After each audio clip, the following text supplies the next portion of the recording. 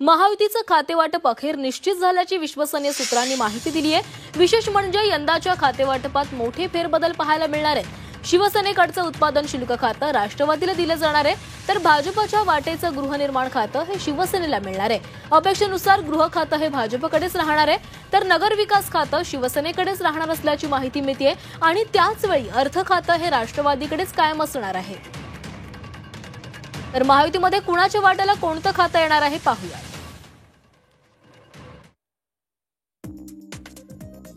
तर भाजपकडे कोणती खाती असणार आहेत पाहूयात। गृह खातं, महसूल, सार्वजनिक बांधकाम खातं आणि पर्यटन व ऊर्जा खातं हे भाजपकडे असणार आहे।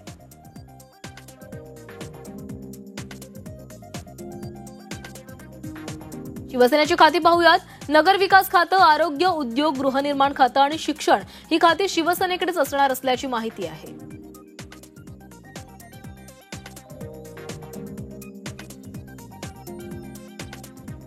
तर अर्थ खातं, उत्पादन शुल्क खातं, कृषी, महिला व बालविकास खातं आणि मदत व पुनर्वसन खातं हे राष्ट्रवादीच्या वाट्याला येण्याची शक्यता आहे।